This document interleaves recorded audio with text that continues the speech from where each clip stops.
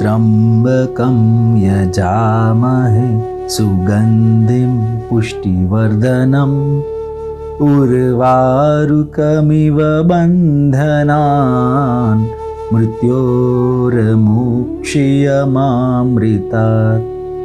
करोड़ो ब्रह्मांडोना नायक आशुतोष महादेवना दिव्य चरित्रोનું દિગ્દર્શન કરાવતી પવિત્ર કથા એટલે શિવ મહાપુરાણની કથા। સમસ્ત બ્રહ્માંડોમાં એકમાત્ર વ્યાપ્ત શિવ તત્વનું સૂક્ષ્માતિ સૂક્ષ્મ નિરૂપણ કરતું મહર્ષિ વેદવ્યાસ રચિત મહાપુરાણ એટલે શિવ મહાપુરાણ પૂજ્યપાદ સદગુરુ સ્વામી શ્રી નિર્દોષાનંદ સરસ્વતીજી મહારાજના કૃપાપાત્ર સદશિષ્ય સ્વામી શ્રી ભોળાનંદ સરસ્વતીજી મહારાજના સુરત મુકામે સંવંત 2080ના ચાતુર્માસ દરમિયાન તેઓ શ્રીના શ્રી મુખેથી પ્રવાહિત થયેલી શ્રી શિવ મહાપુરાણ કથા સત્સંગ સરિતા પૂજ્ય શ્રીની અત્યંત સરળ ભાવભક્તિપૂર્ણ સુસ્પષ્ટ અને સર્વગ્રાહ્ય સુમધુર વાણી દ્વારા વહેતી આ કથા સરિતા હૃદયમાં પ્રસ્ફુટિત કરે છે અદ્ભુત શિવચરણાનુરાગ। શિવોપાસનાનું રહસ્ય પ્રત્યેક કથાની માર્મિક સમજૂતી સાથે અનેક ઐતિહાસિક પ્રસંગોનું સુંદર નિરૂપણ શ્રોતાજનોને મંત્રમુગ્ધ કરે છે। જીવનું શિવ સાથે અનુસંધાન કરાવતી અંતરમાં અનેરો શિવ ભક્તિ ભાવ જગાડતી અને શિવ તત્વ જ્ઞાન વડે મુક્તિનો માર્ગ બતાવતી આ કથાનું રસપાન કરીએ। ચાલો આ શિવ મહાપુરાણની કથા સત્સંગ સરિતામાં સ્નાન કરી ધન્યતા અનુભવીએ। પ્રતિદિન સત્સંગ પ્રવચનનું જીવંત પ્રસારણ નિહાળો ગુરુ સાનિધ્ય યુટ્યુબ ચેનલ પર। ઓમ નમો નારાયણાય। મનુષ્ય માત્રના કલ્યાણ માટે ભગવાન શિવની કૃપાથી જે કથા રૂપી ભાગીરથી આ ધરાતલ ઉપર પ્રગટ થઈ એ કથા એટલે શિવ મહાપુરાણની કથા। ભગવાન શિવના મહિમાથી ભરેલી અને જીવને પરમ આનંદ આપવાવાળી આ કથા ભગવાનની પ્રાપ્તિ કરાવી દે છે। મનુષ્યોનું પરમ હિત થાય એવા હેતુથી સૂતજીએ આ કથા શૌનક વગેરે ઋષિઓને પ્રયાગરાજ તીર્થની અંદર સંભળાવી છે। જીવની સાથે શિવનો સંબંધ નિત્ય છે, જીવ નિત્ય શિવનો જ છે। જીવ જો શિવનો થઈ જાય, જેનો છે એનો બની જાય, તો એને કલ્યાણ માટે બીજું કાંઈ કરવાનું રહેતું નથી। શિવ આપણા છે, આપણે સૌ શિવના છીએ, પણ ભૂલથી સંસારના ક્ષણિક નાશવાન સંબંધને આપણે પકડી લીધો છે।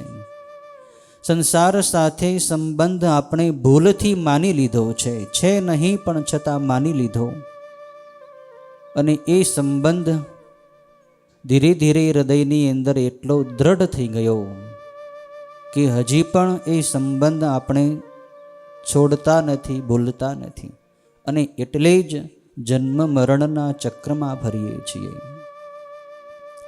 જીવ જો પહેલેથી જ નક્કી કરી લે કે હું શિવનો છું અને શિવનો જ બનેલો રહીશ, તો એના દ્વારા સાધન ભજન આપોઆપ સ્વતઃ થયા કરશે। પણ જ્યાં સુધી સંસાર સાથે સંબંધ માની રાખે અને શરીર વડે બહારની ભજનની બધી ક્રિયાઓ કર્યા કરે, તો એનાથી જન્મ મરણ ટળશે નહીં, અજ્ઞાન મટશે નહીં। શરીરથી કેવી ક્રિયા તમે કરો છો એનું કોઈ મહત્વ નથી, મહત્વ છે તમારો અંદરનો ભાવ કેવો છે, તમે અંદરથી કોની સાથે સંબંધ માનો છો। જો અંદરથી સંબંધ સંસાર સાથે જોડેલો રાખ્યો હશે, તો બહારની ક્રિયાથી જલ્દી પરિણામ નહીં આવે, જલ્દી ભગવાનની પ્રાપ્તિ નહીં થાય। પણ ભીતરનો ભાવ બદલો, ભીતરથી નક્કી કરો કે હું શિવનો છું, શિવ મારા છે. તો તમારા દ્વારા જે કાંઈ ક્રિયાઓ થશે એ બધી શિવની પૂજા બની જશે. અંદરથી નક્કી કરીએ આપણે મહાદેવના છીએ, મહાદેવ આપણા છે, તો આપણા દ્વારા થવાવાળી ખાવું પીવું વગેરે બધી ક્રિયાઓ, હરવું ફરવું, સ્નાન શયન વગેરે બધી જ ક્રિયાઓ ભગવાનની પૂજા બની જાય છે. ભીતરનો સંબંધ મુખ્ય છે. શિવ મહાપુરાણની કથા આપણો ભીતરથી ભગવાનની સાથેનો સંબંધ દ્રઢ કરાવી દે છે. આ કથા મનુષ્યોના અજ્ઞાનને ટાળવાવાળી છે, જ્ઞાનનો દીવડો પ્રકાશિત કરવાવાળી છે.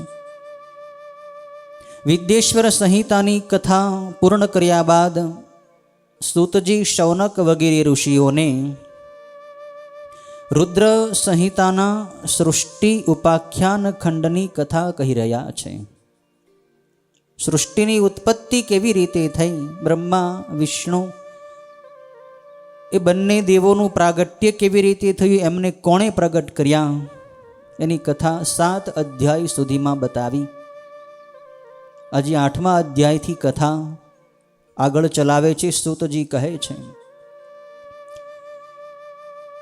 કે ભગવાન શિવ જ સર્વ દેવોનું મૂળ કારણ છે. શિવમાંથી જ સૃષ્ટિ ઉત્પન્ન થઈ છે.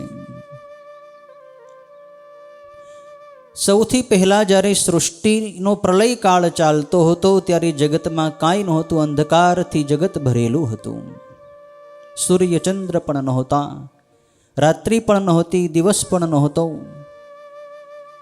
કોઈ કાળની ગણના નહોતી, કોઈ તત્વ પૃથ્વી જળ તેજ વાયુ વગેરે કોઈ તત્વો નહોતા, માત્ર એક આકાશ તત્વ અંધકારથી ભરેલું હતું. એ સમયે જે પરમાત્મા નિરાકાર નિર્ગુણ છે, જે પરમ ચૈતન્ય રૂપે રહેલા છે, જેનો આકાર નથી, એ પરમાત્માને પોતાનું રૂપ પ્રગટ કરવાની ઈચ્છાથી સૃષ્ટિનો સર્ગ ચાલુ થયો. એટલે કે સૃષ્ટિ રચવાનો સમય, સૃષ્ટિ ઉત્પન્ન થવાનો સમય આવી ગયો.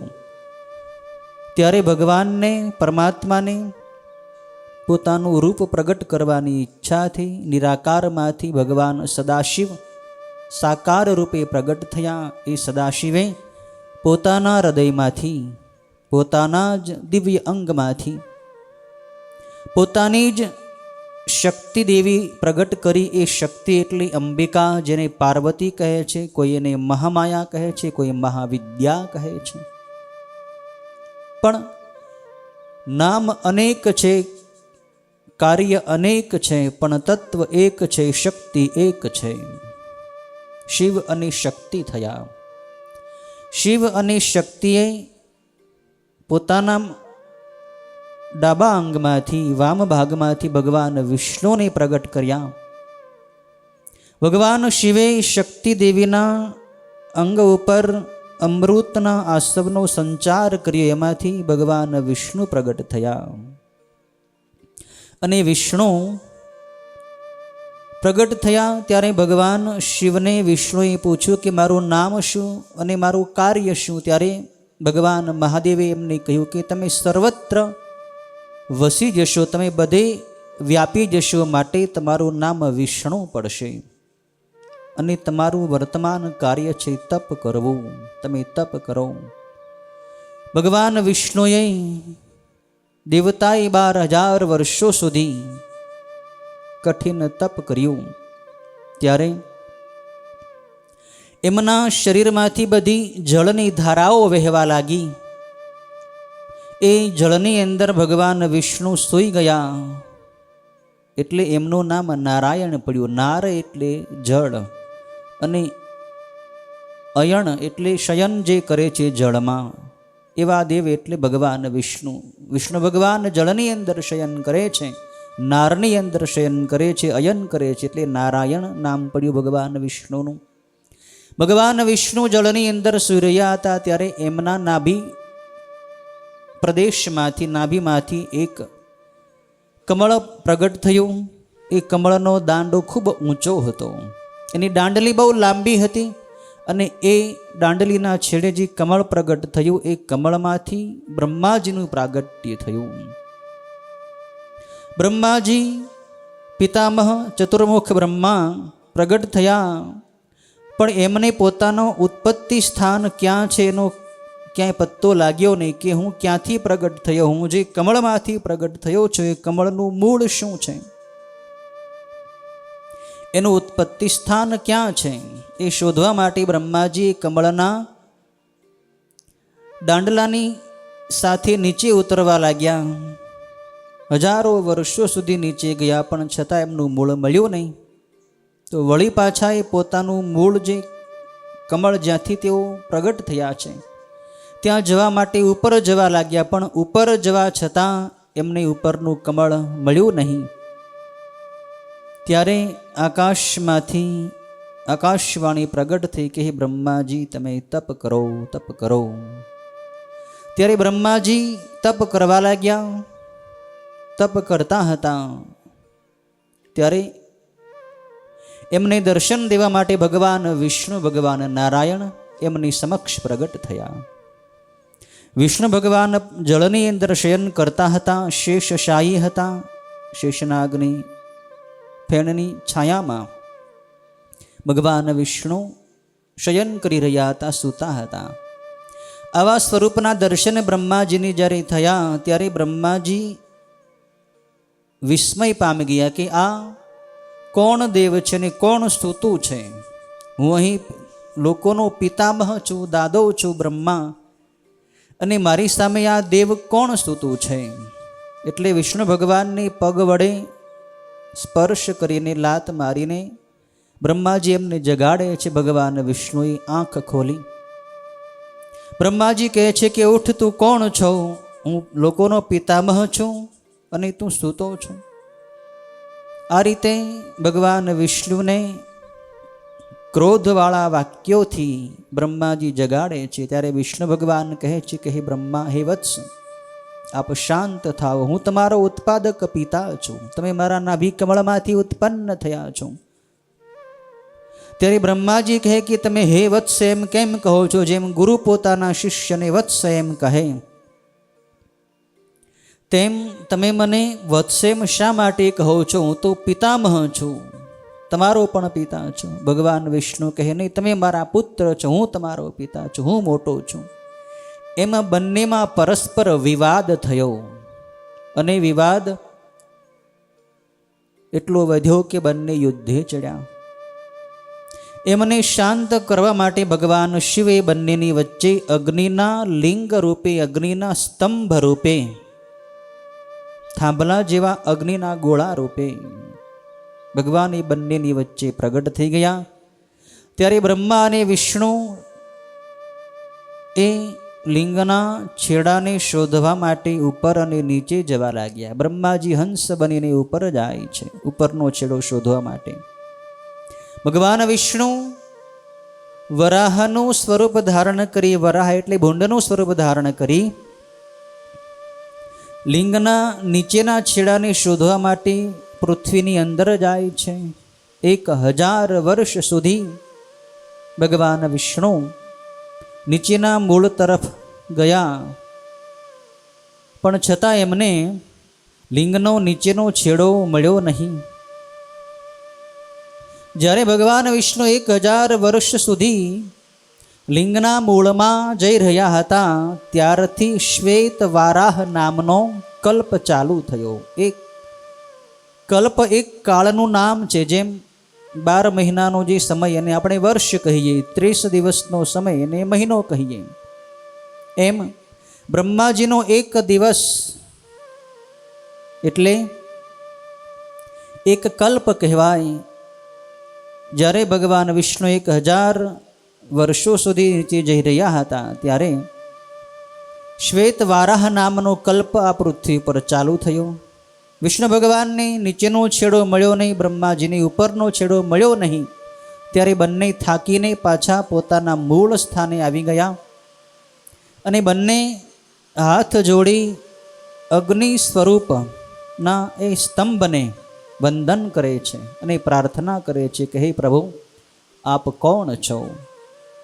આપના મૂળ તત્વને અમે ઓળખી શકતા નથી, અમે જાણી શકતા નથી. આપ જે હો તે મારી સમક્ષ પ્રગટ થાઓ. હે દેવ, અમે આપને વંદન કરીએ છીએ, આપ પ્રગટ થાઓ. બ્રહ્મા અને વિષ્ણુની પ્રાર્થનાથી એ લિંગમાંથી ભગવાન મહાદેવે જ સૌ પ્રથમ એક અદ્ભુત ધ્વનિ,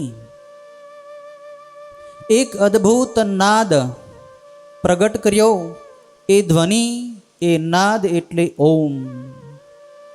ઓમ ઓમ એવો પવિત્ર શબ્દ, એવો મહાન ધ્વનિ, એવો આદિ શબ્દ પ્રગટ થયો. એનો ધ્વનિ સંભળાયો. બ્રહ્મા અને વિષ્ણુએ સાંભળ્યું કે આ ધ્વનિ ક્યાંથી આવે છે. જોયું તો આ ધ્વનિ લિંગમાંથી પ્રગટ થઈ રહ્યો છે. ઓમ ઓમ ઓમ. વિષ્ણુ ભગવાને નેત્રો ખોલીને જોયું તો લિંગના સ્વરૂપની અંદર, એ લિંગ સ્તંભમાં વિષ્ણુ ભગવાનને એ ઓમકારના 3 અક્ષરો દેખાયા. ઓમકાર 3 અક્ષરોથી બનેલો એક શબ્દ છે. અકાર, ઉકાર અને મકાર. આ 3 અક્ષરોની સંધિ થઈ એટલે ઓમ શબ્દ બન્યો છે. ભગવાન વિષ્ણુએ જોયું કે લિંગના ડાબી તરફના ભાગમાં, દક્ષિણ તરફના ભાગમાં અકાર લખાયેલો છે. લિંગના ઉત્તર તરફના ભાગમાં ઉકાર લખાયેલો છે અને વચ્ચેના મધ્ય ભાગમાં મકાર લખાયેલો છે. દક્ષિણમાં અ, ઉત્તરમાં ઉ અને મધ્યમાં મ. અ, ઉ અને મ, એ 3 શબ્દો લિંગની અંદર, એ 3 અક્ષરો વિષ્ણુ ભગવાનને દેખાયા, એના દર્શન થયા અને એ 3 અક્ષરોની સંધિથી શબ્દ બન્યો ઓમકાર. પણ વિષ્ણુ ભગવાન અને બ્રહ્માજી હજી પણ જાણતા નહોતા કે આ ઓમ એટલે કોણ દેવ છે. ઓમકાર એ શિવના નિરાકાર સ્વરૂપનું વાચક છે. ઓમકાર એનો વાચક છે, શિવ એના વાચ્ય છે. શિવના નિર્ગુણ સ્વરૂપને બતાવવું હોય તો ઓમ બોલીને બતાવી શકાય. ઓમ એટલે નિર્ગુણ શિવ, ઓમ એટલે નિરાકાર શિવ, ઓમ એટલે જેનો આકાર નથી, જે શિવનો કોઈ રૂપ નથી, રંગ નથી, એવું શિવ તત્વ એટલે ઓમ. બ્રહ્મા અને વિષ્ણુ વિચાર કરતા હતા કે હજી આ લિંગમાંથી, આ સ્તંભમાંથી જે ઓમકાર આવે છે, ક્યાંથી આવે છે, કોણ બોલે છે? વિસ્મય પામીને બ્રહ્મા અને વિષ્ણુ ઊભા હતા ત્યારે એમણે એક ઋષિના દર્શન થયા. એ ઋષિ પ્રગટ થયા અને ઋષિએ બ્રહ્મા અને વિષ્ણુને કહ્યું કે હે બંને તમે દેવો, તમે જે ઓમ શબ્દ સાંભળી રહ્યા છો, એ ઓમ બીજું કોઈ નથી, એ તમારા ઉત્પાદક પિતા, તમારું પણ મૂળ તત્વ પરમાત્મા શિવ છે. એ શિવ જ ઓમકાર રૂપે તમને સંભળાઈ રહ્યા છે. શિવ જ સૌથી મોટા દેવ છે. શિવ જ તમને ઉત્પન્ન કરે છે. શિવે જ તમને શક્તિ આપી છે. બ્રહ્મા અને વિષ્ણુને આમ કહી એ ઋષિ ત્યાંથી અંતર્ધાન થઈ ગયા. વળી બ્રહ્મા અને વિષ્ણુ એ લિંગરૂપ સ્તંભને પ્રાર્થના કરે છે કે હે પ્રભુ, આપ આપના સાકાર સ્વરૂપના અમને દર્શન કરાવો. બ્રહ્મા અને વિષ્ણુ ભગવાનની પ્રાર્થના કરે છે. ઓમકાર શબ્દ સંભળાયો પણ હજી એમને શિવના સ્વરૂપના દર્શન થયા નથી, શિવના સાકાર વિગ્રહના દર્શન થયા નથી. એ ઓમકારમાંથી પછી અલગ અલગ મંત્રો સંભળાવા લાગ્યા. એ ઓમકારમાંથી જ 26 અક્ષરોવાળી શિવ ગાયત્રીનો મંત્ર પ્રગટ થયો. ઓમ તત્પુરુષાય વિદ્મહે મહાદેવાય ધીમહિ તન્નો રુદ્રઃ પ્રચોદયાત. એ મંત્ર ઓમકારમાંથી એમને સંભળાયો. એ ઓમકારમાંથી ભગવાન શિવનો મહામૃત્યુંજય મંત્ર પણ એમને સંભળાયો. ઓમ ત્રંબકમ યજામહે સુગંધિમ પુષ્ટિવર્ધનમ ઉર્વા રૂકમીવ બંધનાન મૃત્યોર્મુક્ષ્યયમામૃતાત. મહામૃત્યુંજય મંત્ર પણ ઓમકારમાંથી પ્રગટ થયો. એ જ ઓમકારમાંથી ભગવાન શિવનો પ્રમુખ મંત્ર, મૂળ મંત્ર, શ્રેષ્ઠ મંત્ર ષડક્ષર ઓમ નમઃ શિવાય મંત્ર પણ એમને સંભળાયો. ઓમ નમઃ શિવાય મંત્ર પણ ઓમમાંથી પ્રગટ થયો છે. આવા અલગ અલગ મંત્રો, એક ચિંતામણી નામનો પણ મંત્ર એમાંથી એમને સંભળાયો છે. પણ હજી શિવના સાકાર સ્વરૂપના દર્શન થયા નથી. ત્યારે વ્યાકુળ થઈને બ્રહ્મા અને વિષ્ણુ મહાદેવને દર્શન આપવા માટે પ્રાર્થના કરે કે હે દેવ, આપ આપના મૂળ સ્વરૂપના મને દર્શન કરાવો. ત્યારે એમની ઉપર કૃપા કરી ભગવાન શિવ ઉમાદેવી સહિત, મા પાર્વતી સહિત સુંદર સ્વરૂપે પ્રગટ થયા છે. શિવ અને પાર્વતીના દર્શન, શિવ અને શક્તિના દર્શન બ્રહ્મા અને વિષ્ણુને થયા છે. જે ભગવાન શિવને 5 મુખ હતા, દરેક મુખને 3 નેત્રો હતા. દિવ્ય એમનું કર્પૂર જેવું ધવલ ગૌર વર્ણવાળું સ્વરૂપ હતું. ભગવાન શિવના આવા સ્વરૂપના દર્શન કરી બ્રહ્મા અને વિષ્ણુ કૃતાર્થ થયા. બ્રહ્મા અને વિષ્ણુએ ભગવાનને પ્રાર્થના કરી કે હે પ્રભુ, હે મહાદેવ, આપ કેવી રીતે પ્રસન્ન થાઓ છો? અમે આપને જાણી શકતા નથી. આપની આરાધના કેવી રીતે કરવી, આપનું પૂજન કેવી રીતે કરવું એ અમને જણાવો. ત્યારે મહાદેવ એમને કહે છે કે હે દેવોમાં ઉત્તમ વિષ્ણુ અને હે દેવોમાં ઉત્તમ બ્રહ્માજી, તમારી બંનેની ભક્તિથી હું અવશ્ય પ્રસન્ન થયો છું. તમે હવે બધો જ ભય છોડી દો અને તમે મારા દર્શન કરો. હમણાં જે દેખાય છે એવા મારા લિંગનું તમે સદાય પૂજન કરો, ધ્યાન કરો અને પ્રયત્નથી એ પ્રમાણે લિંગની સ્થાપના કરો. બ્રહ્મા અને વિષ્ણુને ભગવાન શિવે શિવલિંગની સ્થાપના અને શિવલિંગની પૂજા કરવાની આજ્ઞા આપી છે. ભગવાન શિવ અને શક્તિના દર્શન કરી બ્રહ્મા અને વિષ્ણુને આનંદ થયો છે. બ્રહ્મા અને વિષ્ણુએ ભગવાનને પૂછ્યું કે આપની પૂજા કેવી રીતે કરવી, આરાધના કેવી રીતે કરવી, આપ કેવી રીતે પ્રસન્ન થાઓ છો?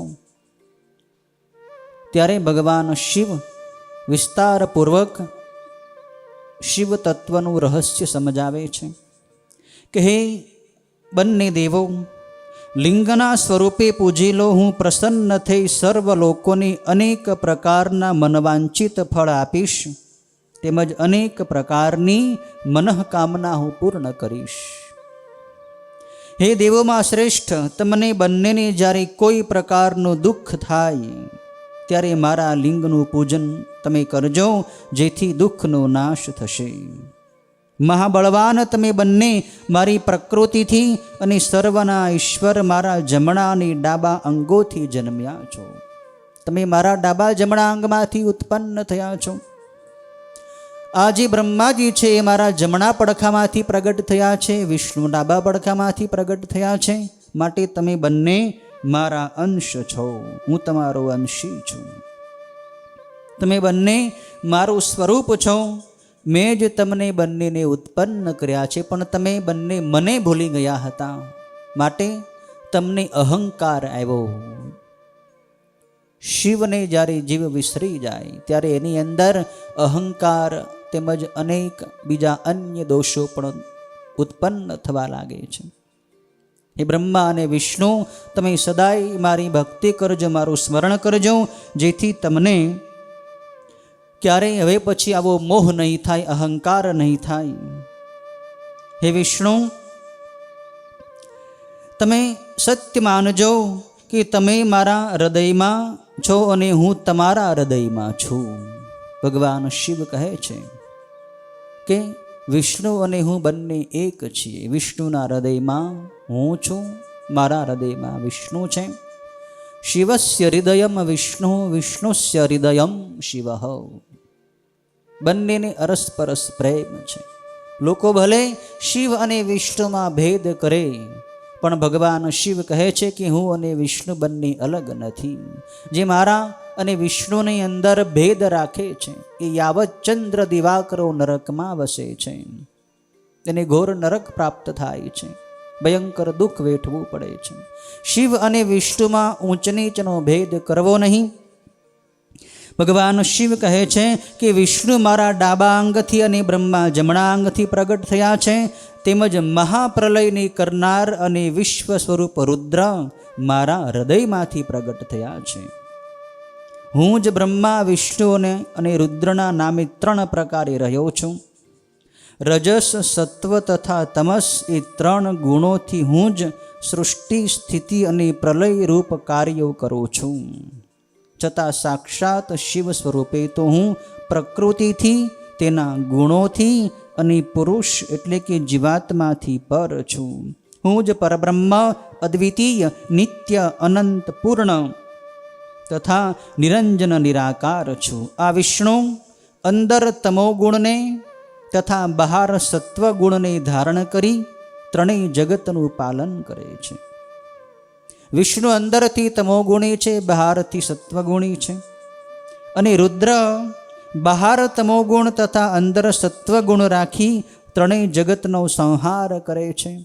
ભગવાન રુદ્ર જે છે, જે ભગવાન શિવના જ હૃદયમાંથી પ્રગટ થયા છે અને જે સૃષ્ટિનો સંહાર કરે છે, એ રુદ્ર બહારથી તમોગુણી છે, અંદરથી સત્વગુણી છે. અને બહાર તેમજ અંદર રજોગુણને ધારણ કરીને બ્રહ્માજી જગતની સૃષ્ટિ કરે છે. બ્રહ્માજી બહારથી પણ રજોગુણી છે, અંદરથી પણ રજોગુણી છે, અને એ બ્રહ્મા સૃષ્ટિનું સર્જન, સૃષ્ટિ રચવાનું કાર્ય કરે છે. એમ તે 3 દેવોમાં એ 3 ગુણો રહેલા છે.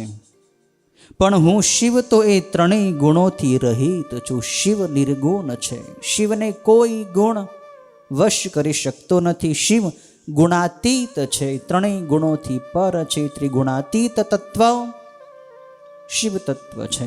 હે વિષ્ણુ, સૃષ્ટિને ઉત્પન્ન કરનાર આ પિતામહ બ્રહ્માનું તમે પ્રીતિથી પાલન કરો અને મારી ઈચ્છાથી તમે 3 લોકમાં સારી રીતે પૂજ્ય થશો. વિષ્ણુ ભગવાનને મહાદેવે કાર્ય સોંપ્યું કે તમારે આ બ્રહ્માજીનું પાલન પોષણ કરવું અને મારી ઈચ્છાથી તમે 3 લોકમાં પૂજ્ય થશો. તમારી અને બ્રહ્માની પૂજવા લાયક તો રુદ્ર જ થશે, કેમ કે રુદ્ર તો શિવના પૂર્ણ અવતાર છે અને એ 3 જગતનો સંહાર કરવાવાળા છે. રુદ્રનું સ્વરૂપ શિવના જ જેવું છે, જેવું શિવનું સ્વરૂપ છે, જટાધર, ગંગાધર, વાગાંબર, ગજાંબર, એવું જ ભગવાન રુદ્રનું પણ સ્વરૂપ છે. શિવ અને રુદ્રનું સ્વરૂપ એક છે. વિષ્ણુમાં તફાવત છે, બ્રહ્માજીમાં પણ તફાવત છે બહારના રૂપમાં. રુદ્રનું બાહ્ય સ્વરૂપ ભગવાન શિવ જેવું જ છે. પદ્મ નામના કલ્પમાં પિતામહ બ્રહ્મા તમારા પુત્ર થશે. એ વખતે તમે અને પદ્મથી પ્રગટેલા એ બ્રહ્મા મારા દર્શન કરશો. આમ કહીને પછી મહાદેવે એ સર્વેશ્વર ભગવાન વિષ્ણુને વળી આયુષ્યની ગણતરી, કાળની ગણતરી અને સમયની ગણતરી બતાવી છે કે કાળ કેટલો કહેવાય છે, વર્ષમાં કેટલા મહિના, બ્રહ્માજીનું આયુષ્ય કેટલું, વિષ્ણુનું આયુષ્ય કેટલું, રુદ્રનું આયુષ્ય કેટલું. આનું વિસ્તારપૂર્વક વર્ણન ભગવાન મહાદેવ સ્વયં 10મા અધ્યાયમાં બ્રહ્મા અને વિષ્ણુને સંભળાવે છે અને સાથે બ્રહ્મા અને વિષ્ણુને વરદાનો પણ આપે છે. ભગવાન શિવ કહે છે કે હે બ્રહ્મા અને વિષ્ણુ, 4000 યુગ પૂરા થતાં બ્રહ્માનો 1 દિવસ કહેવાય છે. 4000 યુગ એટલે કે ચતુર્યુગ. કળિયુગ, દ્વાપર યુગ, ત્રેતાયુગ અને સતયુગ, આ 4 યુગનો એક ચતુર્યુગ કહેવાય છે. આ 4 યુગ જ્યારે ભેગા થાય ત્યારે, એટલે કે આ 4 યુગનો જેટલો સમય છે એટલા સમયને એક યુગ કહેવાય છે, એક મહાયુગ કહેવાય છે. અને એવા 4000 યુગ પૂરા થાય ત્યારે બ્રહ્માજીનો 1 દિવસ કહેવાય છે. અને એટલી જ એમની રાત્રિ ગણાય છે. કળિયુગ, દ્વાપર, ત્રેતા અને સતયુગ, આ ચારેય યુગની જે ચોકડી છે એવી 4000 ચોકડી થાય ત્યારે બ્રહ્માજીનો એક દિવસ, અને વળી પાછી બીજી 4000 યુગની ચોકડી થાય ત્યારે એની એક રાત્રિ ગણાય છે. એવી એક દિવસ અને એક રાત્રિનો જે સમય છે એ પૂર્ણ એક દિવસ કહેવાય છે. અને એવા 30 દિવસોનો બ્રહ્માજીનો એક મહિનો ગણાય છે. અને એવા 12 મહિનાનું બ્રહ્માજીનું એક વર્ષ ગણાય છે. એવા 100 વર્ષો એ બ્રહ્માજીનું આયુષ્ય કહેવાય છે. બ્રહ્માજીનું આયુષ્ય કેટલું? 100 વર્ષનું. પણ કેટલા વર્ષો? કેવડા વર્ષો? તો આ પ્રમાણે જે ભગવાને કહ્યું કે એક ચતુર્યુગ જે છે એવા 4000 ચતુર્યુગ થાય એટલે એક દિવસ, એવા 30 દિવસનો મહિનો, એવા 12 મહિનાનું વર્ષ, એવા 100 વર્ષનું બ્રહ્માજીનું આયુષ્ય કહેવાય છે. બ્રહ્માજીનું એવું એક વર્ષ પૂરું થાય ત્યારે વિષ્ણુ ભગવાનનો એક દિવસ કહેવાય છે. અને વિષ્ણુ પણ એવા 100 વર્ષો સુધી એ પ્રમાણેના માપથી 100 વર્ષો સુધી જીવે છે. વિષ્ણુનું એક વર્ષ થતાં રુદ્રનો એક દિવસ થાય છે. એવા પોતાના 100 વર્ષ વીતે ત્યાં સુધી એ રુદ્ર પુરુષ રૂપે રહે છે. જ્યાં સુધી સદાશિવના મુખમાં એક ઊંચો શ્વાસ ચાલે છે અને પછીથી જ્યાં સુધી તે શ્વાસ નીચો ચાલી નીકળે છે, એટલે કે શ્વાસ ભગવાન અંદર લે અને શ્વાસ બહાર કાઢે, એટલો જે સમય છે ત્યાં સુધી રુદ્ર શક્તિને પ્રાપ્ત થાય છે. હે શ્રેષ્ઠ દેવો, બ્રહ્મા, વિષ્ણુ, રુદ્ર, ગંધર્વ, સર્પ, રાક્ષસ અને બીજા સર્વ પ્રાણીઓના નીચા શ્વાસ તથા ઊંચા શ્વાસોની સંખ્યા 21,600 થાય છે. ત્યારે તે દરેકના એક એક રાત દિવસ થયા કહેવાય છે. એક દિવસમાં દરેક જીવો 21,600 શ્વાસ લેતા હોય છે. 24 કલાકમાં જે સ્વસ્થ મનુષ્ય હોય એ 21,600 શ્વાસ લેતો હોય છે. પણ જે માણસ અસ્વસ્થ છે, બીમાર છે, એના શ્વાસ વધારે ચાલે છે. જે પાપી માણસ હોય એના પણ શ્વાસ વધારે ચાલે છે. મનુષ્યના આયુષ્યની ગણતરી શ્વાસથી થયેલી છે, દિવસથી કે વર્ષથી નહીં. એના પ્રારબ્ધમાં એમ લખેલું હોય કે આ માણસ કેટલા શ્વાસ લેશે. જેટલા શ્વાસનું એનું આયુષ્ય હોય એટલા જ શ્વાસ સુધી એ મનુષ્ય કે કોઈ પણ જીવ પ્રાણી હોય એ જીવી શકે છે. એના બધા શ્વાસ પૂરા થઈ જાય પછી એની મૃત્યુ થાય છે. એક પણ શ્વાસ એને વધારે મળતો નથી. આયુષ્ય જ્યારે પૂરું થાય, શ્વાસ ખૂટી જાય, ત્યારે દરેક જીવને શરીર છોડવું પડે છે. 21,600 શ્વાસ એક દિવસમાં જીવ લેતા હોય છે. 6 ઊંચા શ્વાસ ચાલે અને નીચા શ્વાસ વડે 6 ઊંચા શ્વાસ અને નીચા શ્વાસ વડે એક પળ થાય છે. 60 પળની એક ઘડી કહેવાય છે. અને 60 ઘડીના એક દિવસ અને રાત થાય છે. પણ સદાશિવના શ્વાસોચ્છ્વાસની ગણતરી થઈ શકતી નથી. ભગવાન શિવના શ્વાસોચ્છ્વાસની કોઈ ગણતરી નથી. અમરકોશ નામના ગ્રંથમાં એમ લખેલું છે કે ભગવાન શિવનો અડધો નિમેષ થાય, એટલે કે ભગવાન શિવ અડધું આંખનું મટકું મારે ત્યાં સુધીમાં 14,000 વિષ્ણુ ભગવાન બદલાઈ જાય છે. વિષ્ણુનું પદ પણ ચલાયમાન છે એમ લખેલું છે. અહીંયા પણ આવ્યું છે એવું કે વિષ્ણુનું આયુષ્ય પણ અહીં બતાવ્યું છે 100 વર્ષનું. એ રીતે અમરકોશની અંદર એવી ગણતરી લખેલી છે કે ભગવાન શિવના અર્ધ નિમેષ માત્રના સમયમાં 14,000 વિષ્ણુઓ બદલાઈ જાય છે. તો ભગવાન શિવના કેટલા શ્વાસ, કેવડા શ્વાસ હશે, કેટલા વર્ષો હશે એની કોઈ ગણતરી નથી. એટલે કે શિવ તત્વ કાળથી, સમયથી પર છે. કોઈ સમયનું બંધન, કોઈ કાળનું બંધન શિવને લાગુ પડતું નથી. શિવ કાલાતીત તત્વ છે, શિવ કાળથી પણ પર છે. અને એમ કહેવા કરતાં એમ કહેવું વધારે ઉચિત છે કે શિવ તો કાળના પણ મહાકાળ છે. શિવ કાલાંતક છે. શિવ કાળનો પણ અંત કરવાવાળા છે. કાળ આખા જગતને ખાઈ જાય છે. આયુષ્ય પૂરું થાય એટલે કાળ આવ્યો એમ કહેવાય, મૃત્યુ આવ્યું એમ કહેવાય. મૃત્યુ સર્વ જીવોને મારે છે, પણ શિવ મૃત્યુને પણ મારે છે. કારણ કે શિવ અમર તત્વ છે. શિવને કોઈ મારી શકતો નથી. શિવ બધાથી પર અમર તત્વ છે. શિવનો જન્મ નથી, શિવનું મૃત્યુ નથી, શિવનો આદિ નથી, શિવનો અંત નથી. શિવ અનાદિ અનંત તત્વ છે. હે વિષ્ણુ અને બ્રહ્મા, તમે મારી આજ્ઞાથી આ પ્રકારે રૂપનું રક્ષણ એટલે કે ધ્યાન કરજો, અને એટલું સૃષ્ટિનું કાર્ય પણ વિવિધ ગુણોથી તમે કરજો. ભગવાન શિવે વિષ્ણુ ભગવાન અને બ્રહ્માને આ રીતે કાળની ગણતરી બતાવી છે. પછી ભગવાન શિવ વિષ્ણુ અને બ્રહ્માને એ રીતે કાળની ગણતરી સમજાવીને ત્યાંથી પછી અંતર્ધાન થઈ જાય છે. મહાદેવ બંનેની વચ્ચેથી અંતર્ધાન થઈ જતા રહે છે. પછી ઋષિઓને સૂતજી આગળની કથા સંભળાવે છે.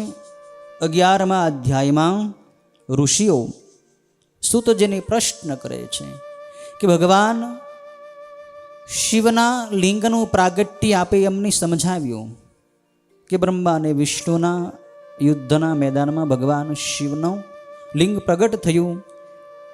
બ્રહ્મા અને વિષ્ણુએ એમાં પ્રાર્થના કરી એટલે ઓમકારનો નાદ એમને સંભળાયો, અલગ અલગ મંત્રો સંભળાયા. પછી ભગવાન શિવ સગુણ સાકાર રૂપે ઉમાદેવી સહિત પ્રગટ થયા. ભગવાન શિવે એમને ઓમકાર મંત્ર વિશે વિસ્તૃત રૂપે સમજાવ્યું અને એને કાળની ગણતરી સમજાવી. લિંગનું પૂજન કરવાની આજ્ઞા ભગવાન શિવે બ્રહ્મા અને વિષ્ણુને આપી.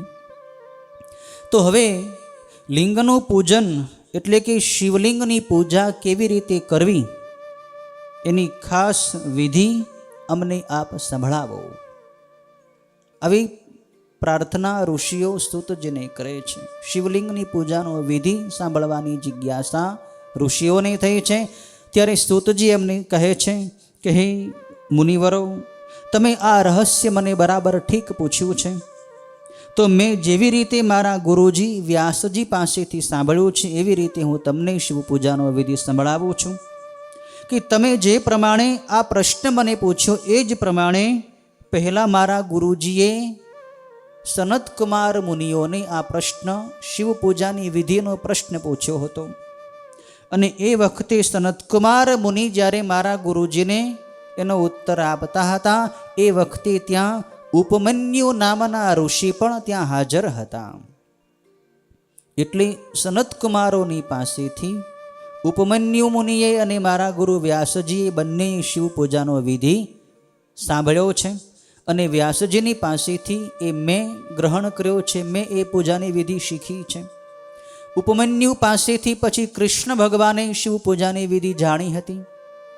ઉપમન્યુ મુનિએ શિવ પૂજાની વિધિ પછી કૃષ્ણ ભગવાનને સંભળાવી હતી. અને એ જ રીતે શિવ પૂજાની વિધિ નારદજીને બ્રહ્માજીએ સંભળાવી હતી. જે શિવ પૂજાની વિધિ વ્યાસજીને સનતકુમારોએ સંભળાવી હતી એ જ શિવ પૂજાની વિધિ બ્રહ્માજીએ નારદજીને પણ સંભળાવી હતી.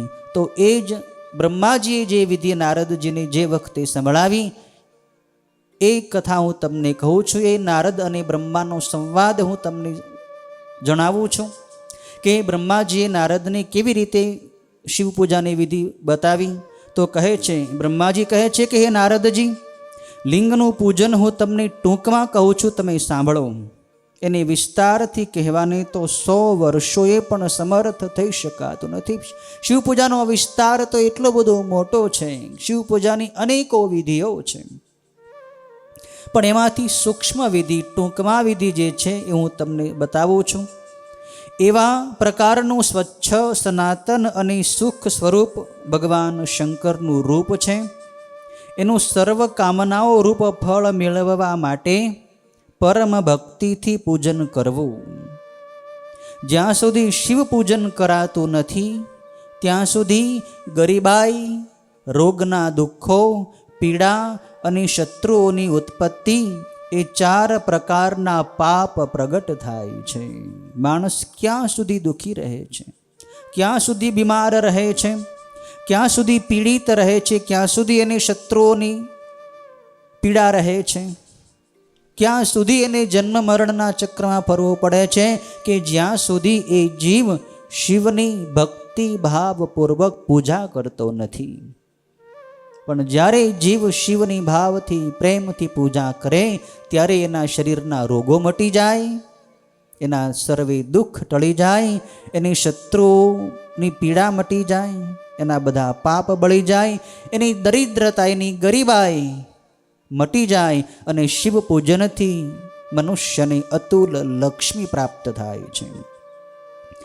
મહાદેવનું સારી રીતે પૂજન થતાં જ દરેક દુઃખ નાશ પામે છે, સંપૂર્ણ સુખ થાય છે અને છેવટે મુક્તિ મેળવાય છે. શિવ પૂજનથી જીવ જન્મ મરણના ચક્રમાંથી મુક્ત થઈ જાય છે. મનુષ્ય જન્મ મેળવીને મુખ્ય સુખ સંતાનથી ગણાય છે. માટે સર્વ કાર્યરૂપ અર્થની સિદ્ધિ કરનાર મહાદેવને પૂજવા જોઈએ. મનુષ્યને મોટું સુખ શેનું છે? ગૃહસ્થીઓને સંતાનનું સુખ. ગૃહસ્થાશ્રમમાં પતિ પત્ની જોડાય પછી એને ઈચ્છા હોય કે અમારે કોઈ સંતાન થાય. સંતાનથી ગૃહસ્થીઓને સુખ મળે છે. તો એ સંતાન પ્રાપ્ત કરવું હોય, શુભ સંતતિ મેળવવી હોય તો ભગવાન શિવનું પૂજન કરવું. શિવ પૂજન સંતતિ આપે છે, પુત્રનું સુખ આપે છે. દરેક પ્રકારના અર્થની સિદ્ધિ મહાદેવના પૂજન કરવાથી મળે છે.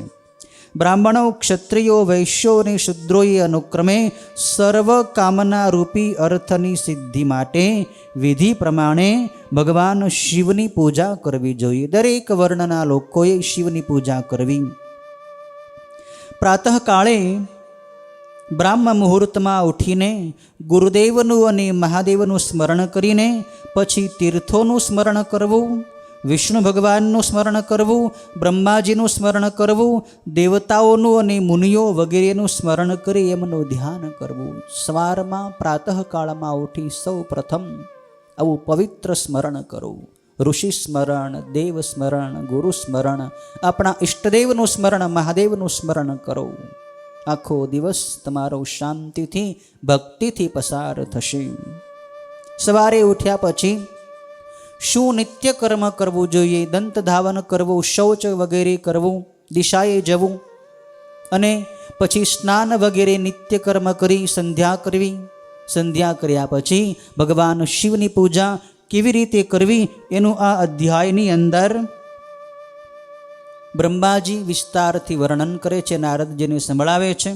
આગળ બ્રહ્માજી કહે છે કે હે મુનિવર નારદ, ભગવાન શિવનું ધ્યાન, આવાહન, આસન, પાદ્ય, અર્ઘ્ય, આચમન, અભિષેક વગેરે જે ષોડશોપચારની વિધિ છે, ષોડશોપચાર પૂજનની વિધિ છે. અભિષેક પછી વસ્ત્ર, યજ્ઞોપવીત, ચંદન, અક્ષત, પુષ્પ, બિલીપત્ર, ધૂપદીપ, નૈવેદ્ય, મુખવાસ, દક્ષિણા, આરતી, પ્રદક્ષિણા, પુષ્પાંજલિ, વિશેષાર્ઘ્ય, આ રીતનો જે પૂજાનો ક્રમ છે એ પૂજા દ્વિજોએ વૈદિક વિધિથી કરવી જોઈએ. મંત્ર બોલીને જ શિવની ઉપર દ્રવ્યો ચડાવવા, મંત્ર બોલ્યા વગર શિવલિંગની પૂજા ન કરવી. એનું વિસ્તારથી વર્ણન કરીને પછી પૂજા પૂરી થાય ત્યારે ભગવાનની પ્રાર્થના કરવી કે હે મહાદેવ, હે શંકર, જાણતા કે અજાણતા મેં આપના જે જપ પૂજન વગેરે કર્યા છે તે આપની કૃપાથી સત્ય થાઓ.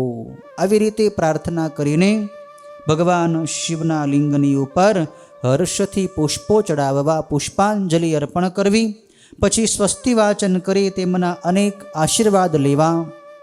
પછી ભગવાન શિવની ઉપર માર્જન કરવું અને છેલ્લે ભગવાનને અંતમાં પ્રાર્થના કરવી કે હે મહાદેવ, જન્મે જન્મે આપમાં મારી ભક્તિ હો, શિવમાં મારી ભક્તિ હો, શિવમાં મારી ભક્તિ હો, મારે બીજું કોઈ શરણ નથી. હે મહાદેવ, કેવળ આપ જ મારું શરણ છો. હું આપને જ શરણી છું, આપ સિવાય બીજું મારું કોઈ નથી. આવી રીતે પ્રાર્થના કરીને પછી પૂજા પૂર્ણ કરવી. બ્રહ્માજી કહે છે કે હે મુનિવર નારદ, જે મનુષ્ય આ રીતે પરમ કલ્યાણ કરનાર ભગવાન શિવનું પૂજન કરે છે તેનું અવશ્ય કલ્યાણ થાય છે. અને જેમ શુક્લ પક્ષમાં ચંદ્રમાં વધે છે એમ ભગવાન શંકરના પૂજનથી એ ભક્તના સદ્ગુણો નિરંતર વધ્યા કરે છે. એ પ્રમાણે ભગવાન શિવની પૂજાની વિધિ મેં તમને સંભળાવી દીધી. પૂજાની વિધિ પૂર્ણ થઈ પછી નારદજી વળી બ્રહ્માજીને પ્રશ્ન કરે છે 12મા અધ્યાયમાં કે હે પિતામહ બ્રહ્મા, તો એ જ પૂજાની વિસ્તારથી વિધિ મને આપ જણાવો. વિસ્તારપૂર્વક મારી પૂજા કરવી હોય તો કેવી રીતે કરવી? તો બ્રહ્માજી કહે છે કે એક વખતે કમળમાં ઉત્પન્ન થયેલા મેં સર્વ ઋષિઓને દેવતાઓને બોલાવી પ્રેમથી સુંદર વચન કહ્યું કે જો તમને નિત્ય સુખમાં શ્રદ્ધા હોય અને જો તમે સિદ્ધિની ઈચ્છા રાખતા હો તો મારી સાથે ક્ષીર સમુદ્રના કિનારા ઉપર ચાલો, આપણે ભગવાન વિષ્ણુના દર્શને જઈએ. બ્રહ્માજી દેવતાઓને લઈને, ઋષિઓને લઈને ક્ષીર સમુદ્રને કિનારે જાય છે કે જ્યાં ભગવાન વિષ્ણુ બિરાજે છે. હે મુનિવર, ત્યાં જઈને સર્વ દેવોએ તથા મેં ભગવાન વિષ્ણુને વંદન કર્યા અને નમસ્કાર કરી 2 હાથ જોડી અમે બધાએ ભગવાન વિષ્ણુની સ્તુતિ કરી. ત્યારે ભગવાન વિષ્ણુ એ બ્રહ્માજી વગેરે દેવોને ત્યાં ઉભેલા જોઈ ભગવાન શિવનું સ્મરણ કર્યું. વિષ્ણુ ભગવાન મહાદેવનું સ્મરણ કરી દેવતાઓને, ઋષિઓને અને બ્રહ્માજીને પૂછે છે કે હે દેવો, ઋષિઓ અને બ્રહ્માજી, તમે શા માટે આવ્યા છો?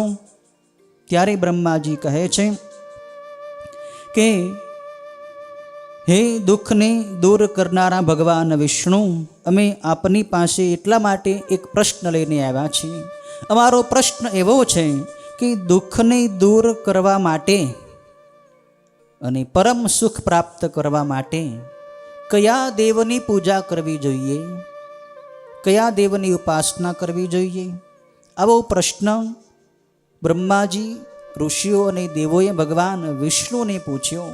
ત્યારે વિષ્ણુ ભગવાન બોલ્યા કે હે બ્રહ્માજી અને ઋષિઓ અને દેવો, તમે સાંભળો.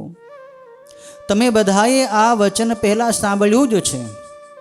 તમે બધાએ જાણ્યું જ છે કે સૌથી મોટા દેવ તો એક મહાદેવ જ છે, તો વળી તમે મને શા માટે આવું પૂછો છો?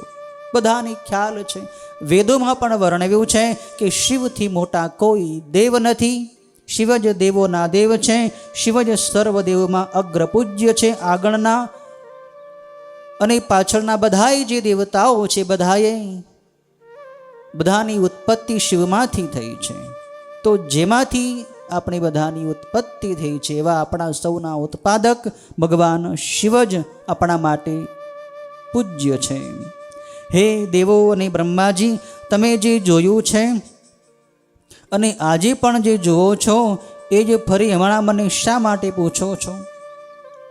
અનેક પ્રકારના કાર્યમાં તત્પર રહેતા બધાય દેવોએ સર્વ દુઃખોનો નાશ કરનારા દેવ ભગવાન શંકરનું સદાય સેવન કરવું અને એમનું જ પૂજન કરવું. એમણે પણ મને તથા બ્રહ્માને પણ એ જ ખાસ કહ્યું છે. વળી આજ ચાલુ વાત તમે સર્વ અદ્ભુત દ્રષ્ટાંત રૂપે નજરે જોયેલી છે. માટે સુખ ઈચ્છનારાઓએ ભગવાન શિવનું પૂજન ક્યારેય છોડવું નહીં. દેવાધિદેવ લિંગ મૂર્તિ મહેશ્વરનો ત્યાગ કરી એ તારકાસુરના પુત્રો સગા સંબંધીઓ સાથે નાશ પામ્યા છે. આગળ તારકાસુરની કથા આવશે યુદ્ધખંડમાં. તારકાસુરના જે પુત્રો 3 રાક્ષસો હતા, વિદ્યુન્માલી વગેરે, એ ત્રણેય પહેલાં શિવના ભક્તો હતા, પણ વિષ્ણુ ભગવાનની માયાથી મોહિત થઈ એમણે શિવનું પૂજન છોડી દીધું હતું અને શિવનું પૂજન છોડવાથી જ એમનો નાશ થયો હતો.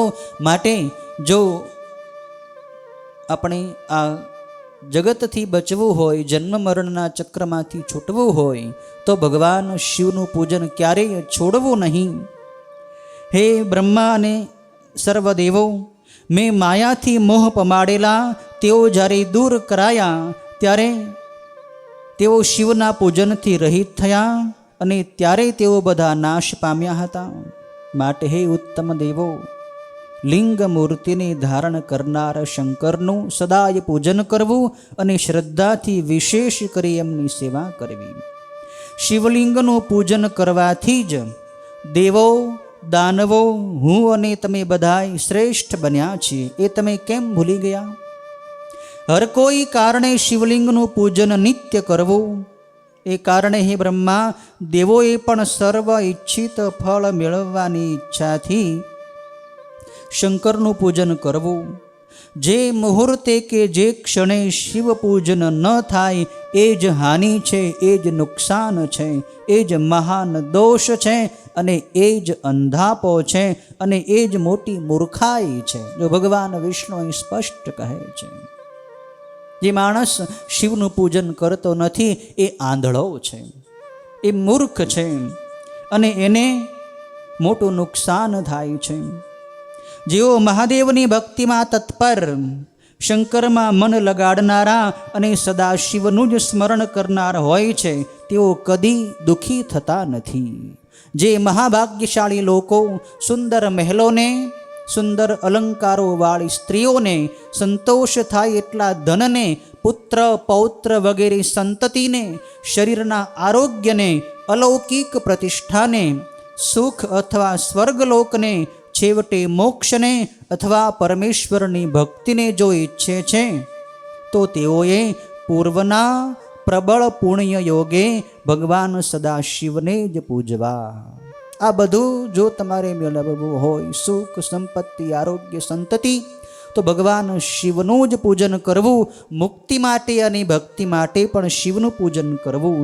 જે હંમેશા ભક્તિપરાયણ રહી શિવલિંગનું પૂજન કરે છે તેને સકળ સિદ્ધિઓ પ્રાપ્ત થાય છે અને એ ક્યારેય પાપથી લેપાતું નથી, એની પાસે પાપ ઊભું રહેતું નથી.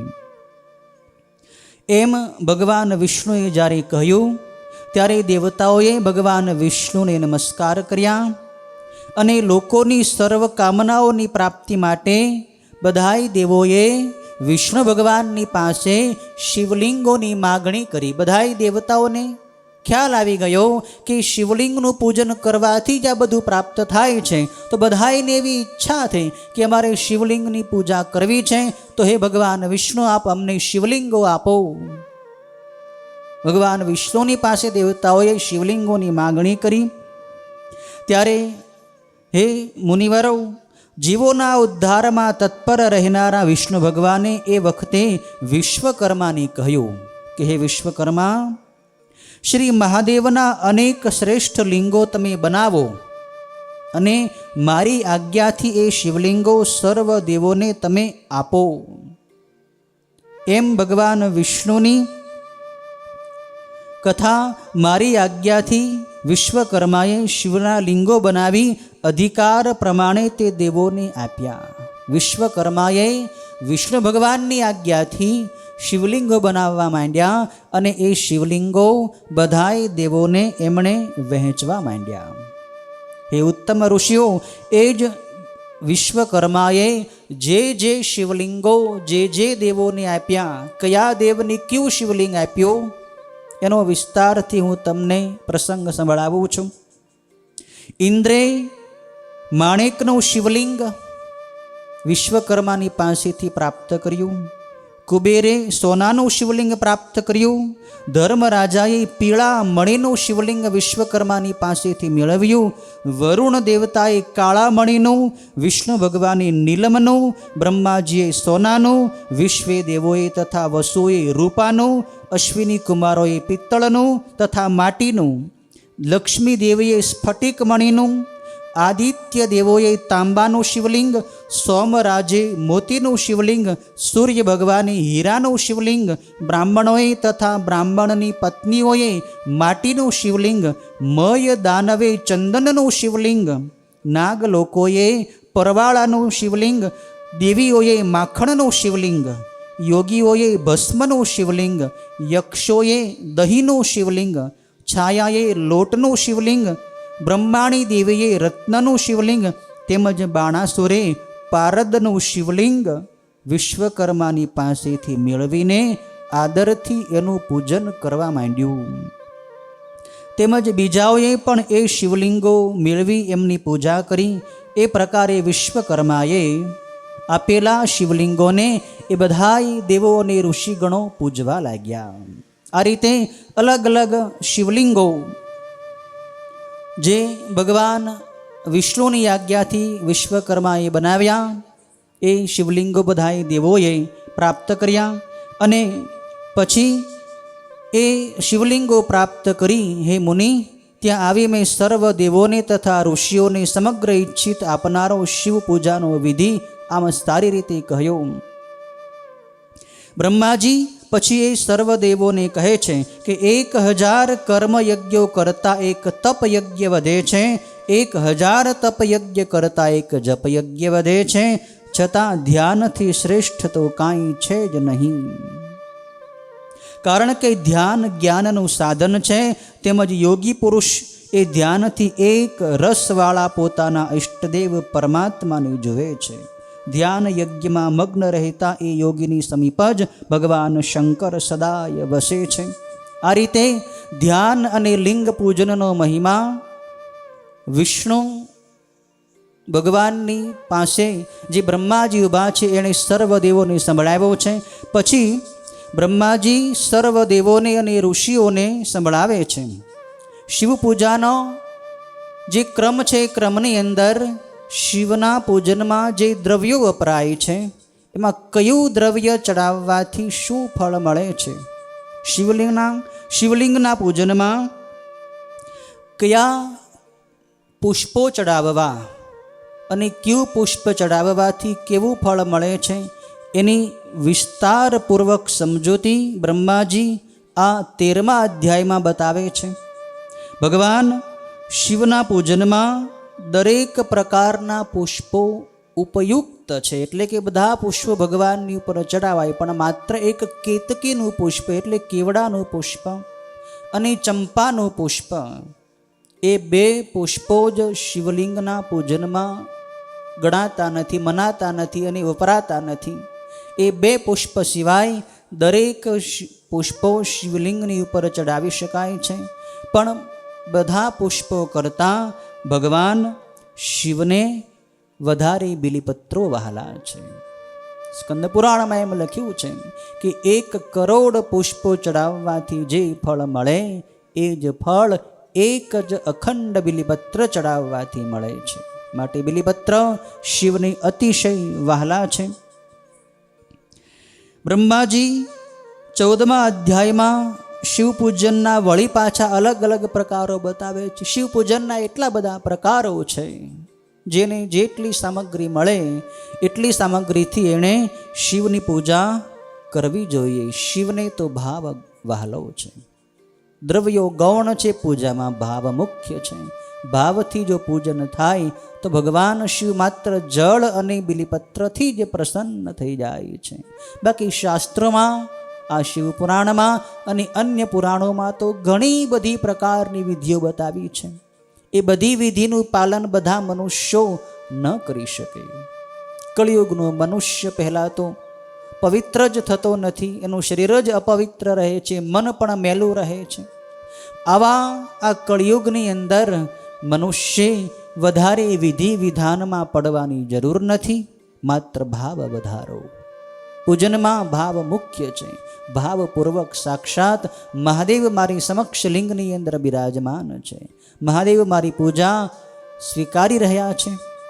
આવા ભાવથી, પ્રેમથી મહાદેવના બનીને મહાદેવની પૂજા કરશો તો મહાદેવ પ્રસન્ન થઈ જશે. બાકી તમે હીરા માણિક મોતી ભગવાનની ઉપર ચડાવી દો તો એ ભગવાન એનાથી વસ્તુથી રાજી થતા નથી, ભાવથી રાજી થાય છે.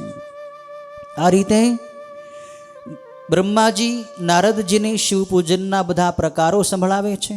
અને ત્યાર પછી 16મા અધ્યાયમાં બ્રહ્માજી નારદજીને એક સરસ મજાની ભગવાન શિવની કથા સંભળાવે છે.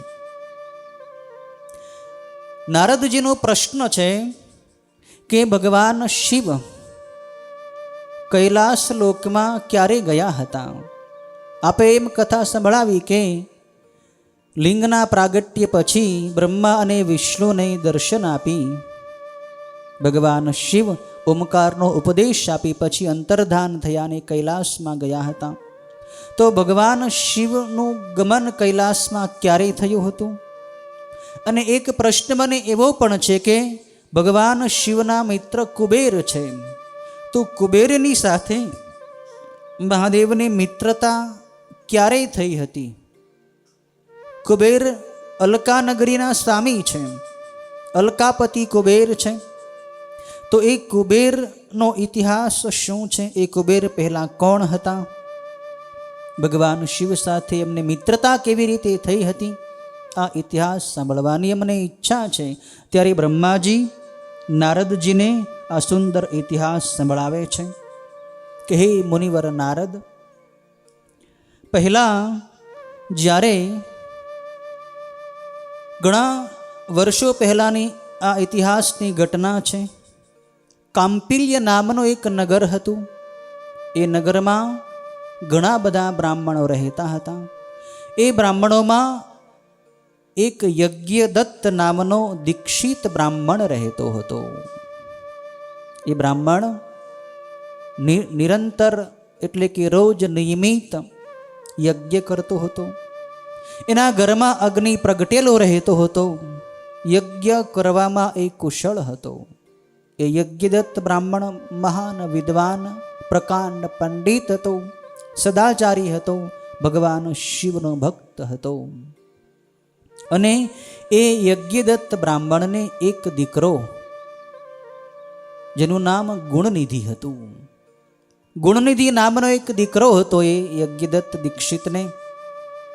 એ ગુણનિધિ જ્યારે નાનો હતો, નાની ઉંમરનો હતો, ત્યારે એના પિતાજીની પાસેથી એણે વેદના શાસ્ત્રોના ઘણા બધા સંસ્કારો મેળવ્યા હતા. એના પિતાજીએ એને યજ્ઞોપવિત એટલે કે જનોઈના સંસ્કાર પણ આપ્યા હતા. વેદાંગ પણ ભણાવતા હતા. પણ છતાંય કંઈક પ્રારબ્ધ એનું અવળું હશે. ગુણનિધિનું પ્રારબ્ધ કંઈક અવળું હશે એટલે એને કુસંગ થઈ ગયો. ખરાબ મિત્રોનો સંગ થયો. કુસંગને કારણે એ ગુણનિધિ વ્યસનમાં અને જુગારમાં ફસાયો છે. કુસંગ બહુ ખરાબ છે. સત્સંગ જીવનો ઉદ્ધાર કરે છે, કુસંગ જીવનો વિનાશ કરે છે, અવનતિ કરે છે. નરક સારું પણ કુસંગ સારો નહીં એમ રામાયણમાં પણ કહેવામાં આવ્યું છે. બરુ બલબાસ નરક કર ત્રાતા દુષ્ટ સંગ જની દેહી વિધાતા. નરકમાં જવાથી, નરકના દુઃખ ભોગવવાથી પાપ બળી જાય છે, પાપ નષ્ટ થઈ જાય છે. પણ કુસંગ કરવાથી પાપ વધે છે. માટે નરક કરતા પણ કુસંગ ખરાબ છે. કુસંગ કરવો નહીં. ગુણનિધિ ને કુસંગ થયો, ખરાબ મિત્રોનો સંગ થયો એટલે એની જુગારની લત પડી ગઈ, જુગારની ટેવ પડી ગઈ. એના પિતાજીની ખબર ન પડે એ રીતે આ ગુણનિધિ ઘરમાંથી નાની મોટી વસ્તુની ચોરી કરવા લાગ્યો. ચોરી કરીને એ જુગારની અંદર એ જુગાર રમી જાતો. જુગારમાં વસ્તુ બધી હારી જાતો. ધીમે ધીમે કરતા એને બીજા પણ વ્યસનો થયા. પણ એના પિતાને કાંઈ ખબર નથી. એના પિતાજી ઘણીવાર એની પત્નીને પૂછે કે ગુણનિધિ હમણાં ઘરમાં કેમ દેખાતો નથી, ક્યાં ગયો છે? એની માતાને ખબર હતી. ગુણનિધિની માતાને ગુણનિધિના આ ખરાબ વર્તનની, જુગારની ખબર હતી. પણ એની માતાને ભય હતો કે મારા પતિ જો મારા પુત્રના આ ખરાબ લક્ષણને જાણશે તો એની ઉપર ક્રોધ કરશે, એને મારશે અને મને પણ કાઢી મૂકશે, મને પણ દકશે, મને પણ વળશે. એટલે ગુણનિધિની માતા એના પતિને ક્યારેય ગુણનિધિની આ જુગારની વાત ક્યારેય કરતી નહોતી. વાત ફેરવી નાખતી, વાત ટાળી નાખતી કે ગુણનિધિ હમણાં જ અહીં ભણતો હતો તમે આવ્યા એ પહેલાં, પણ હમણાં જ અહીં ભણીને વળી પાછો મિત્રોની સાથે ભણવા માટે બહાર ગયો છે. આવી રીતે સાચી ખોટી વાત સંભળાવી દીધી. ઘણો સમય પસાર થયો. ત્યારે પછી ઘણીવાર આ ગુણનિધિની માતા ગુણનિધિને સમજાવતી કે બેટા તું હવે સમજી જા તો સારું છે, તારી ઉંમર પણ મોટી થવા માંડી છે, તું બ્રાહ્મણ છો, બ્રાહ્મણની જુગારનું વ્યસન એ બહુ મોટું પાપ છે. તારા પિતાજીની પ્રતિષ્ઠા કેટલી બધી છે, તારા પિતાજીને રાજા પણ એના દરબારની અંદર ઊંચું આસન આપીને એનો સત્કાર કરે છે. રાજાની પાસે પણ તારા પિતાની બહુ મોટી કીર્તિ છે, આદર છે, એનો સત્કાર કરે છે. પણ લોકો જો તારી આ ખરાબ ટેવને જાણી જશે ને તો તારા પિતાની આબરૂમાં ધૂળ મળી જશે કે ક્યાં આ યજ્ઞદત્ત દીક્ષિત બ્રાહ્મણ અને એનો પુત્ર આ ગુણનિધિ આવો જુગારી, બ્રાહ્મણ હોવા છતાં આવો વ્યસની. તું સમજ, જો તું આપણા ઘરની અંદર તારા પિતાજીની પાસે બીજા પણ વિદ્યાર્થીઓ ઋષિકુમારો અભ્યાસ કરવા માટે આવે છે, એ કેટલા પવિત્ર છે, કેટલા સદાચારી છે, અને હું પણ કેટલી સદાચારી છું. મારા પિયરમાં પણ મારા માતા પિતા વગેરે શિવના ભક્ત છે, સદાચારી છે. મારું કુળ પણ ઉત્તમ છે, તારા પિતાજીનું કુળ પણ ઉત્તમ છે, પણ છતાં આવા ઉત્તમ કુળમાં તું જન્મ્યો છતાં તને આવું જુગારનું વ્યસન ક્યાંથી લાગુ પડ્યું? તું હજી પણ સમજી જા. તારા ખરાબ વર્તનને જો તારા પિતાજી જાણી જશે ને તો તને કાઢી મૂકશે, તને મારશે. ઘણું સમજાવ્યું પણ ગુણનિધિ છેવટ સુધી સમજ્યો નથી. એકવાર યજ્ઞદત્ત દીક્ષિત કંઈક કામ માટે નગરની બજારની અંદર જતા હતા. એક ઝવેરીની દુકાન હતી, એની અંદર જઈને આ યજ્ઞદત્ત દીક્ષિતે જોયું કે એક સોનાની વીંટી એના પરિચયમાં આવેલી હોય એવું લાગ્યું. યજ્ઞદત્તે જોયું કે આ વીંટી તો મારી પાસે હતી, આવી વીંટી બીજા કોઈની પાસે ન હોય એવી અદ્ભુત વીંટી મારી પાસે હતી, અને આ ઝવેરીની પાસે, આ દુકાનવાળાની પાસે આ વીંટી આવી ક્યાંથી? એટલે એણે પૂછ્યું કે આ વીંટી તું ક્યાંથી લઈ આવ્યો, તને કોણે આપી, તારી પાસે કેવી રીતે આવી? આવી રીતે વારંવાર 2-3 વખત પૂછ્યું. ત્યારે પેલો જે દુકાનવાળો હતો એણે કહ્યું કે તમે મને આવું બધું શા માટે આગ્રહ કરીને પૂછો છો? તમે તમારા દીકરાને શું જાણતા નથી? તમારો દીકરો જ ગઈકાલે જુગારની અંદર આ વીંટી હારી ગયો હતો. માત્ર આ વીંટી જ નહીં, એણે ઘણી બધી વસ્તુઓ તમારા ઘરમાંથી ચોરીને એ જુગાર રમી ગયો છે. ઘણા બધા ઘરેણાં, ઘણા બધા કપડાં, ઘણી બધી સંપત્તિ, ઘણા બધા રૂપિયા તમારો દીકરો જુગારમાં આવી રીતે હારી ગયો છે. તમને આજ સુધી ખબર નથી, તમે મને કેમ પૂછો છો? આહા, આટલી વાત સાંભળી ત્યાં તો યજ્ઞદત્તનું મસ્તક શરમના ભારથી એની ડોક નીચે નમી ગઈ. મોઢું એનું નીચે નમી ગયું કે આ શું વાત કરે છે? મારો દીકરો ગુણનિધિ અને એ આવો જુગારી? પેલો ભાઈ કહે છે કે બ્રહ્મદેવ, તમારો દીકરો તો જુગારીઓનો શિરોમણી છે, રોજ એ જુગાર રમે છે. તમારા દીકરા જેવો મોટો જુગારી તો આખા નગરમાં બીજો કોઈ નથી. ગુણનિધિના પિતા યજ્ઞદત્તને એ વખતે મનમાં ક્રોધ ચડ્યો છે. આ શું વાત કરે છે? આવું ભયંકર પાપ, આવું ભયંકર દૂષણ મારા ઘરની અંદર! તરત ત્યાંથી મોઢું ઢાંકીને એ યજ્ઞદત્ત બ્રાહ્મણ પોતાના ઘરે પાછા આવે છે અને તરત ક્રોધના આવેશમાં પોતાની પત્નીને પૂછે છે કે મેં તને જે પેલી વીંટી આપી હતી એ વીંટી ક્યાં છે? તું મારું શરીર જ્યારે ચોળતી હતી એ વખતે તે મારી આંગળીમાંથી વીંટી કાઢી લીધી હતી.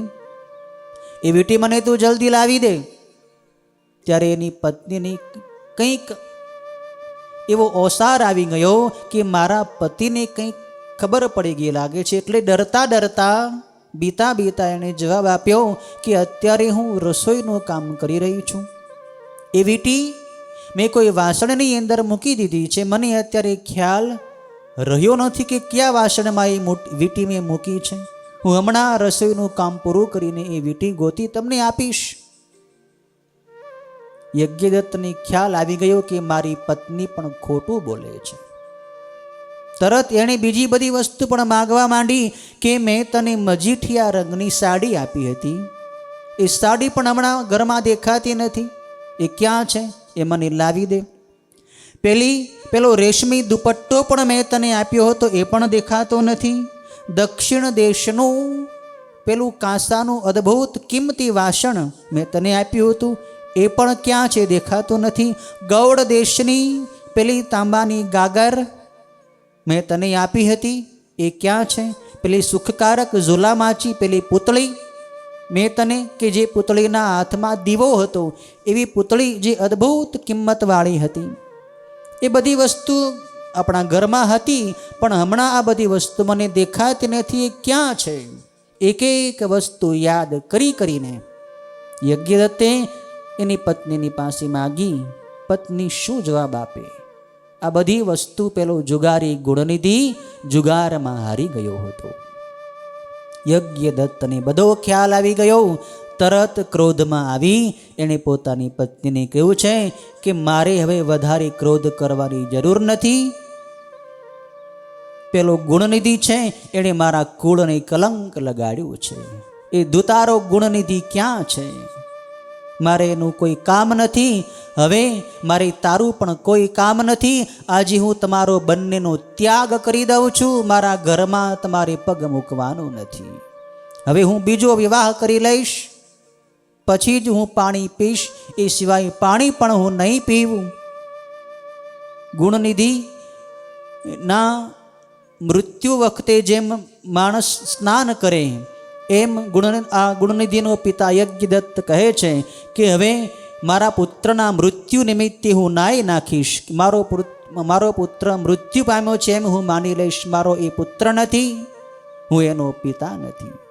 હું ગુણનિધિનો પિતા નહીં, ગુણનિધિ મારો પુત્ર નહીં, મારે એની સાથે કોઈ સંબંધ નથી. આવો એક પુત્ર કે જે કુળની આબરૂને કલંક લગાડે, એના કરતાં તો માણસની વાંજિયા પણ વધારે સારું. માણસને પુત્ર ન હોય એ સારું. આવો નપાવટ પુત્ર થાય, આવો દુર્ગુણી પુત્ર થાય, એના કરતાં માણસને પુત્ર ન હોય એ વધારે સારું છે.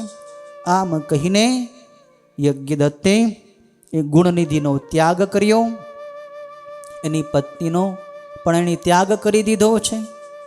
ત્યાર પછી ગુણનિધિનું શું થયું, ગુણનિધિની ગતિ કેવી થઈ, એની કથા જે અતિ વિસ્તારવાળી છે, એ કથા બ્રહ્માજી નારદજીને આવતીકાલે સંભળાવશે. ઓમ પૂર્ણમદ પૂર્ણમિદમ પૂર્ણાત પૂર્ણમુદચ્યતે પૂર્ણસ્ય પૂર્ણમાદાય પૂર્ણમેવાવશિષ્યતે. ઓમ શાંતિ શાંતિ શાંતિ.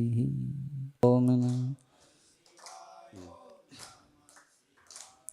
નમઃ શિવાય. ઓમ નમઃ શિવાય. ઓમ હર હર ભોલે નમઃ શિવાય. ઓમ હર હર ભોલે નમઃ શિવાય. ઓમ નમઃ શિવાય. ઓમ નમઃ શિવાય. ઓમ નમઃ શિવાય. ઓમ નમઃ શિવાય.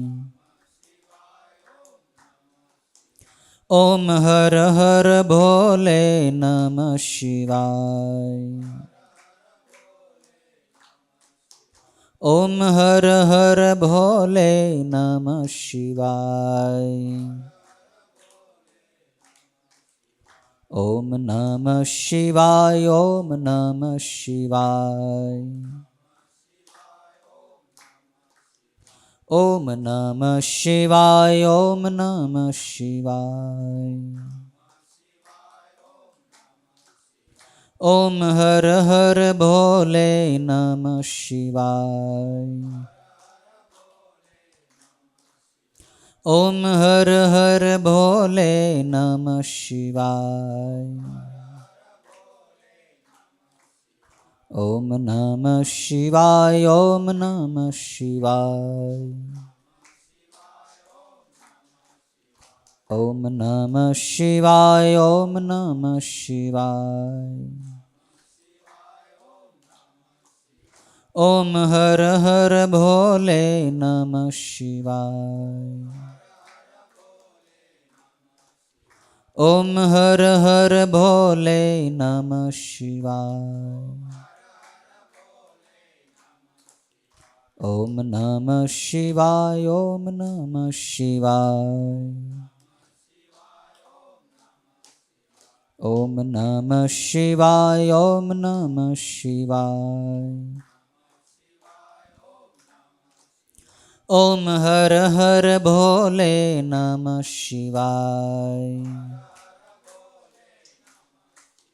ઓમ હર હર ભોલે નમઃ શિવાય. ઓમ નમઃ પાર્વતી પતયે. હર હર મહાદેવ.